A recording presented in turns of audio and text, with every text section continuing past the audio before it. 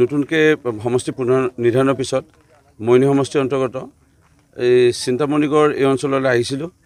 যোৱাকালি কৃষক ৰাইজে এক প্ৰকাৰে গণতান্ত্ৰিকভাৱে প্ৰতিবাদী কাৰ্যসূচী হাতত লৈছিল। এই অঞ্চলত বহুত জলসম্পদ বিভাগৰ মথৰি আছে।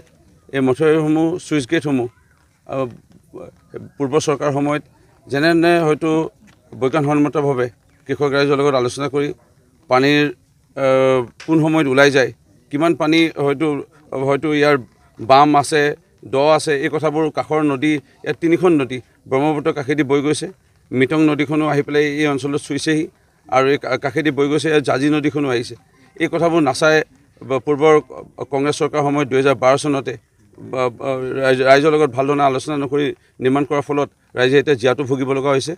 আৰু ইয়াৰ ফলত কৃষক ৰাইজৰ কথা শুনি মই আজি আহিছিলোঁ। মোৰ লগতে জলসম্পদ বিভাগৰ কাৰ্যবাহী অভিযন্তা কলিতা ডাঙৰীয়া, যোৰহাট জিলা আয়ুক্ত মহোদয়ৰ হৈ চক্ৰ বিষয়া বেদান্ত বৰুৱা ডাঙৰীয়া, স্থানীয় সকলো ৰাইজ আছে। আমি পৰামৰ্শ লৈছোঁ আৰু মোৰ বিশ্বাস ৰাইজৰ পৰামৰ্শৰ মৰ্মে আমাৰ যিসকল এতিয়া আমাৰ অভিযন্তা আছে তেওঁলোকৰ লগত কথা পাতি আমি এটা সমাধানৰ পথ নিশ্চয় ওলাম। ৰাইজে বিচাৰিছে যে পাৰিলে মটৰ দিবলৈ, ৰাইজে যিহেতু খেতি অনিষ্ট হ'বলৈ গৈ আছে, আমি চেষ্টা কৰিম মটৰ দিয়া আৰু ৰাইজৰ এই বহু বছৰ ধৰি ভুগি থকা সমস্যা সমাধানৰ নিশ্চয় পদক্ষেপ গ্ৰহণ কৰিম।